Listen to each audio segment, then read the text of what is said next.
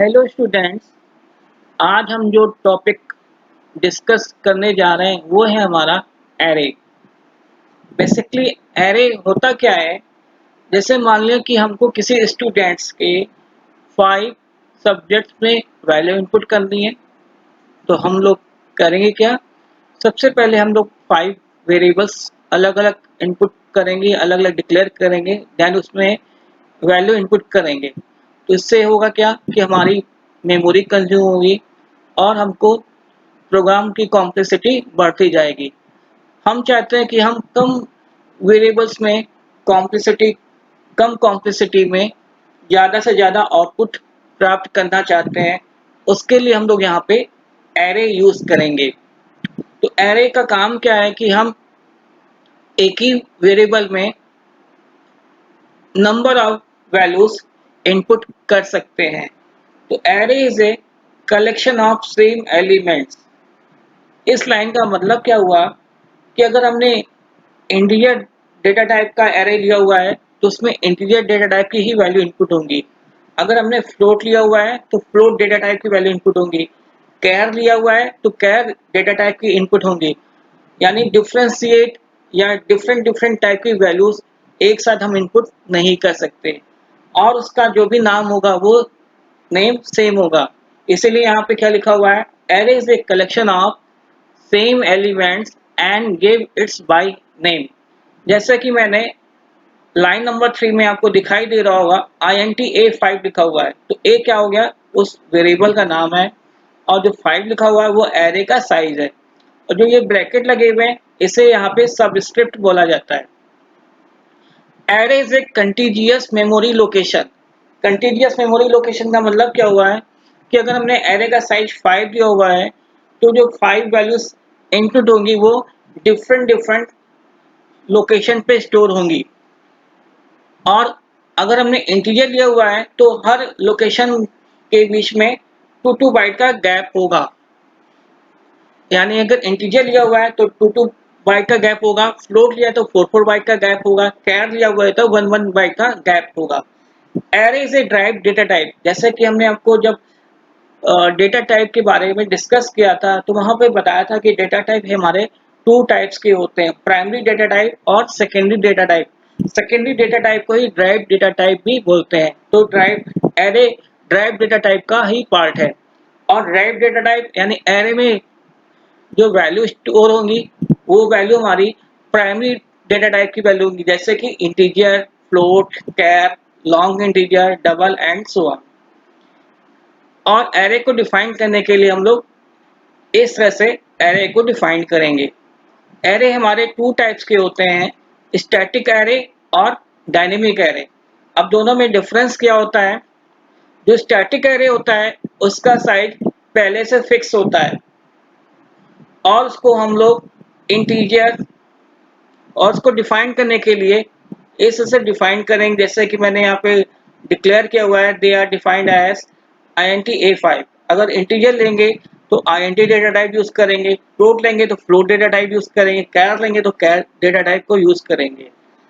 अब इस a variable में कितनी वैल्यू स्टोर हो रही है? 5 वैल्यूज स्टोर हो रही हैं। स्टैटिक एरे जो होते हैं हमारे वो 3 टाइप्स के होते हैं, single dimension array, double dimension array और मल्टी डबल डायमेंशन एरे।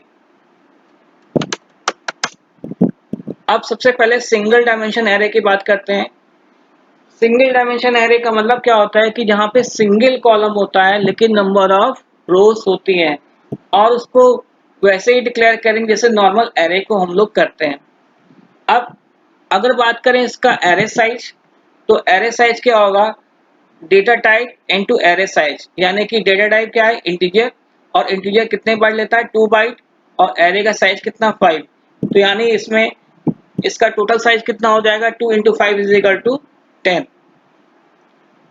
अब इसके बाद बात करते हैं डबल डायमेंशन एरे की, जहां पे number of rows and number of columns को डिक्लेयर कर सकते हैं, और उसको डिफाइन करने के लिए इस से डिफाइन करेंगे int, फिर वेरिएबल का नाम, पहला ब्रैकेट जिसके अंदर 3 लिखा हुआ है, फिर सेकंड ब्रैकेट जिसके अंदर 3 लिखा हुआ है। तो जो पहला ब्रैकेट है वो रोज को डिफाइन कर रहा है, और जो सेकंड रो है सेकंड ब्रैकेट है वो कॉलम्स को डिफाइन कर रहा है। जैसा भी हमने आपको बताया कि जो ब्रैकेट होते हैं इसे सबस्क्रिप्ट के नाम से भी जानते हैं। तो अगर बात करें इसमें टोटल नंबर ऑफ रोज की, तो टोटल नंबर ऑफ वैल्यूज की, तो टोटल नंबर ऑफ वैल्यूज कितनी होंगी, रो इंटू कॉलम्स, यानी कि 3 इंटू 3, यानी कि हम इसमें 9 वैल्यूज इनपुट करा सकते हैं। अगर बात करें टोटल नंबर ऑफ साइज की, तो जैसे इसका भी वही फॉर्मूला होगा, data type into rows into columns. तो यानी कि अगर इसे डिक्लेयर किया हुआ है तो इसका टोटल साइज कितना हो जाएगा, 2 into 3 into 3 is equal to 18। अब बात करते हैं मल्टी डबल डायमेंशन एरे की। मल्टी डबल डायमेंशन एरे को किस नाम से कह सकते हो, there are number of rows and number of columns in multi times. यानी कि जैसे मैंने डबल डायमेंशन में क्या लिखा हुआ था, 3 इंटू 3 का एक ही एरे बन रहा था, लेकिन यहाँ पे लिखा हुआ 2 फिर 3 और 3, तो यानी 3 3 की हमारी 2 एरे बनेंगी। ठीक है। अगर बात करें इसमें टोटल नंबर ऑफ साइज की, तो data type into multi times into rows into columns, यानी 2 इंटू 2 इंटू 3 इंटू 3, यानी कि इसमें इसका टोटल नंबर ऑफ साइज कितना होगा, 36 बाइट्स होगा। अब आपके जो कोर्स में है वो खाली सिंगल डायमेंशन एरे और डबल डायमेंशन एरे के बारे में डिस्कस किया जाएगा, मल्टी डबल डायमेंशन एरे आपके कोर्स में नहीं है। अब बात करते हैं डायनेमिक एरे की। डायनेमिक एरे ऐसा एरे होता है जहाँ पे पहले से कोई भी साइज फिक्स करके नहीं रखते। ये जो इंक्रीज या डिक्रीज होगा वो हमारी कंडीशन के अकॉर्डिंग ही इंक्रीज या डिक्रीज होगा। जो डायनेमिक एरे होते हैं वो हमारे 4 टाइप्स के हो सकते हैं, स्टैक, लिंक लिस्ट, क्यू और ट्रे। जैसे भी हमने आपको बताया था, इसे कंटिजियस मेमोरी लोकेशन बोलते हैं, तो उसको हम लोग फिगर के से समझते हैं यहाँ पे। जैसे मैंने यहाँ पे एक एरे लिया हुआ है जिसपे एरे का साइज 5 लिखा हुआ है। ये हमने 5 एक बॉक्स बना रखे हैं जिसमें कि अलग अलग बॉक्स में अलग अलग वैल्यू पड़ी हुई है। तो A0 पे वैल्यू क्या पड़ी हुई है, 20, A1 पे वैल्यू क्या है, 35 है, A2 पे वैल्यू क्या है, 45 है, A3 पे वैल्यू क्या है, 67 है, और A9 पे वैल्यू कितनी है, 90। और चूंकि इसका साइज 5 है, और आपको मालूम होना चाहिए जो भी एरे होता है वो 0 लोकेशन से शुरू होता है। तो यहाँ पे अगर बात करें टोटल नंबर ऑफ वैल्यूज कितनी, यहाँ पे आपको 5 दिखाई दे रही है। ऊपर मैंने यहाँ पे एड्रेस के द्वारा इसको डिक्लेयर किया दिखाया हुआ है। अगर पहला जो साइज है हमारा 6002 है, दूसरा 6004 है, तो आप देखो यहाँ पे 2 2 का गैप है। क्यों गैप है, क्योंकि इंटीजर कितना साइज लेता है, 2 बाइट। तो यानी कि यहाँ पे +2 हुआ, फिर इसका +2 हुआ, 6006 हुआ, फिर +2 हुआ, 6008 हुआ, और +2 हुआ, 6010 होगा। तो इस तरह से यहाँ पे सिंगल डायमेंशन एरे को डिक्लेयर किया जाता है। अब बात करते हैं डबल डायमेंशन एरे। इसका भी फिगर देख लेते हैं। जैसे मैंने यहाँ पे एरे का साइज 3 इंटू 3 लिया हुआ है, यानी 9। तो आप देख रहे हो यहाँ पे 9 बॉक्स बने हुए हैं। तो इसमें पहला जो बॉक्स है वो 00 लोकेशन पे है, दूसरा बॉक्स 01 लोकेशन पे है, तीसरा बॉक्स 02 लोकेशन पे है, फिर इसके बाद जो सेकेंड रो में 10 लोकेशन पे वैल्यू है, उसके बाद 11 लोकेशन में वैल्यू है, और फिर 12 लोकेशन में वैल्यू स्टोर होगी। इसी तरह से थर्ड रो में 20 लोकेशन में वैल्यू स्टोर है, फिर 21 लोकेशन में वैल्यू स्टोर और 22 लोकेशन पे स्टोर है। तो इस तरह से नंबर ऑफ वैल्यूज इसमें कितने स्टोर होंगी, 9। क्योंकि हम यहाँ से 0 से स्टार्ट कर रहे हैं, इसलिए यहाँ पे 0 1 2 यहाँ पे डिक्लेयर किया गया है। तो इस तरह से यहाँ पे डबल डायमेंशन एरे डिक्लेयर होता है। अब आते हैं इसकी प्रोग्रामिंग की बात करते हैं।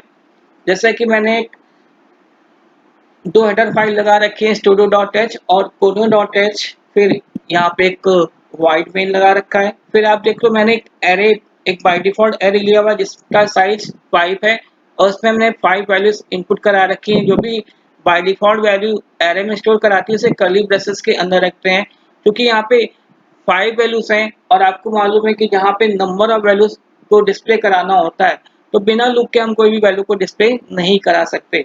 इसीलिए मैंने यहाँ पे फॉर लूप लगाया हुआ है। और आपको जैसे मैंने बताया कि एरे को जो भी स्टार्टिंग होती है 0 5 से होती है, इसलिए यहाँ पे I बराबर 0 लिखा हुआ है, I <5, क्योंकि 0 से स्टार्ट हो रहा है तो <5 चलेगा।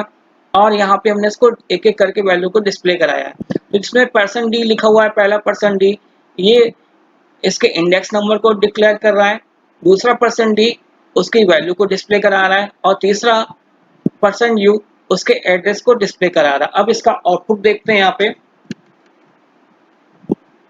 इसके लिए हम लोग Alt F9 करेंगे, देन कंट्रोल F9 करेंगे। एक मिनट रुक जाइए।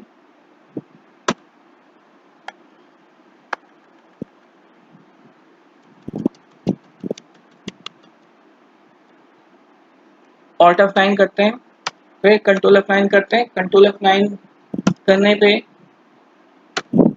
फिर से करते हैं यहाँ पे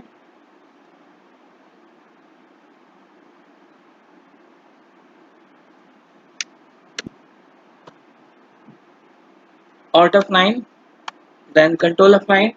तो आप देखो कि जो पहला कॉलम है वो उसके इंडेक्स को डिस्प्ले करा रहा है, दूसरा उसकी वैल्यू को डिस्प्ले करा रहा है और तीसरा उसकी लोकेशन को डिस्प्ले करा रहा है। देखो पहले लोकेशन पे उसका एड्रेस क्या आ रहा है 65516, फिर दूसरी लोकेशन पे 65518, तो दोनों के बीच में 2 बाइट का गैप आ रहा है। तो इस तरह से यहाँ पे एरे को यहाँ पे डिस्प्ले करा सकते हैं।